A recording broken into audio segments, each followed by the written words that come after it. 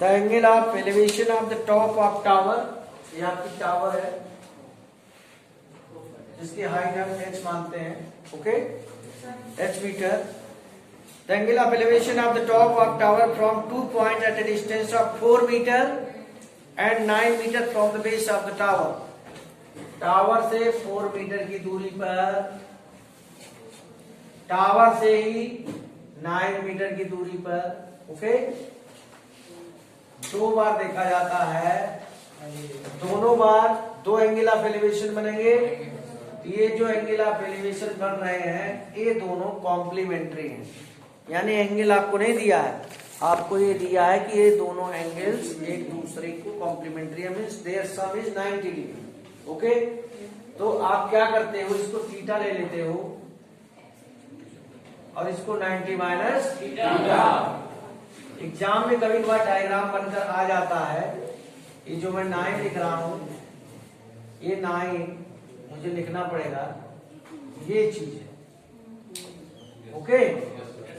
Base से कुछ बच्चे 9 सिर्फ यहां लिख देते हैं, यहां से यहां तक का डिस्टेंस लाइन है, एब्सोल्युटली रॉन्ग। इसने कहा from the base of the tower, tower के बेस से डिस्टेंस मेजर की है 4 मीटर एंड 9 मीटर। और 4 मीटर की दूरी से जब एंगल देखा जाता है और 9 मीटर की दूरी से देखा जाता है, 2 एंगल जो बनते हैं, एंगल का उसने कुछ भी नहीं बताया, वो angle complementary mean there sum is 90।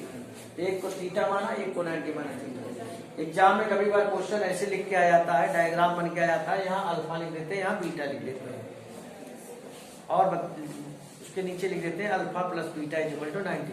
कुछ भी नहीं बोलते, एग्जाम में डायग्राम बना देंगे, इसे 4 लिख दिया, वैल्यू चेंज कर सकते हैं, इसे 9 लिख दिया, इसे अल्फा लिख दिया और इसे, और alpha plus beta is equal to find the value of h। तो आपको समझना होगा, वही क्वेश्चन है, वही चीज है, ये दोनों एंगल का सम 90 डिग्री है। अब यहाँ पर तो 4 और 9 दे दिया, यहाँ पर दिया होता कि ये डिस्टेंस a है, ये डिस्टेंस b है, तो क्या होता। चलिए इस पे चलते हैं हम। यहाँ पर भी आप नेमिंग देंगे ट्राइंगल का,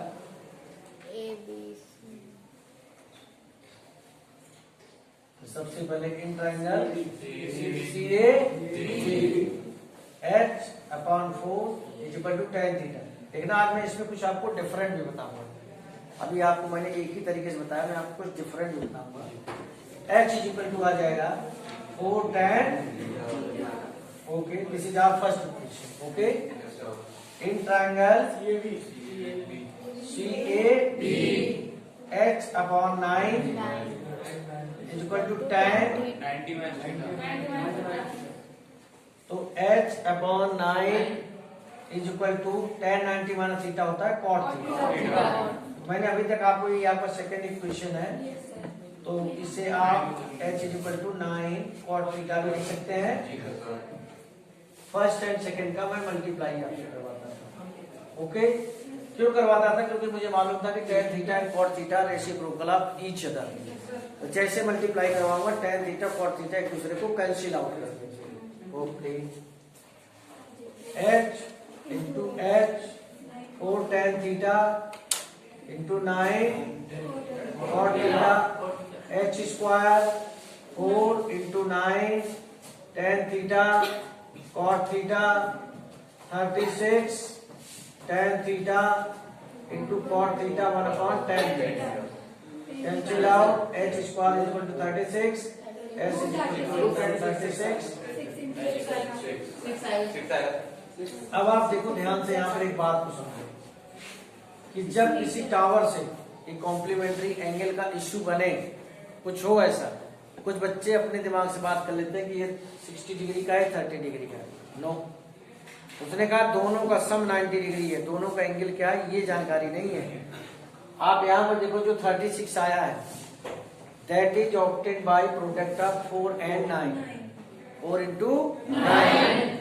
तो अगर यहीं पर ये डिस्टेंस a and b दिया हुआ है, h आएगा अंडर रूट ए बी, और बोर्ड में ऐसा क्वेश्चन आ भी चुका है कि from a distance of a and b from the bottom of the tower, the angle of elevation are complementary to each other so that height of the tower is under root AB।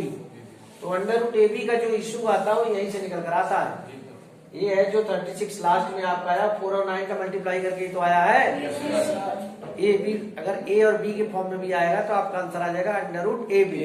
मैं आपको अब दूसरा method, इसी question को, ये तो आपने कर दिया मल्टीप्लाई कर लिया, मैं मल्टीप्लाई नहीं करना चाहता, मैं सब्स्टिट्यूशन मेथड से निकालना चाहता हूँ। कैसे?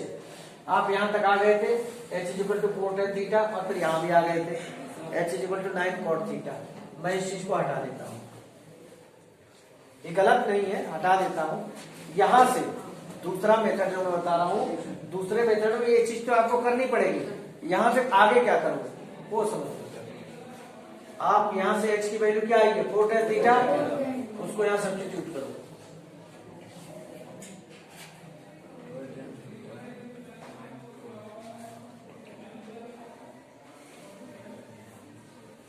cot थीटा क्या होता है 1 tan थीटा, इधर आएगा तो tan स्क्वायर थीटा, इधर क्या आएगा 9/4, tan थीटा क्या आएगा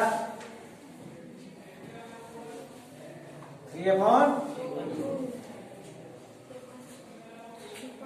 इस tan थीटा की वैल्यू को यहां लगा दीजिए फर्स्ट में। h इक्वल टू क्या आ जाएगा 4 × 3/2। आपके पास ये भी एक मेथड है। वहां पर तो हमने देख लिया कि tan and cot are reciprocal of each other, तो मल्टीप्लाई कर दो तो tan से cot कैंसिल हो जाएगा, we will get our answer। लेकिन आप वो एक तरीके से रिटर्निंग कैटेगरी में आता है अकॉर्डिंग टू मी। क्यों रिटर्निंग कैटेगरी? आप एक्चुअल में इसे सॉल्व करना चाहते हो तो यहाँ से h की वैल्यू को लाकर यहाँ पर सब्स्टिट्यूट कर, जैसे इसके पहले मैंने क्वेश्चन जो डिस्कस किया था उसमें सब्स्टिट्यूशन किया था कि नहीं, और सब्स्टिट्यूशन किया तो मेरे पास tan थीटा की वैल्यू आ गई।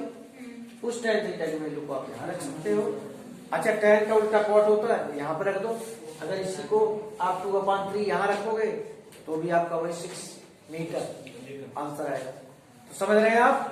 या तो इस तरीके से करें या तो इस तरीके से करें, लेकिन जानकारी आपके पास दोनों की होनी चाहिए। क्लियर?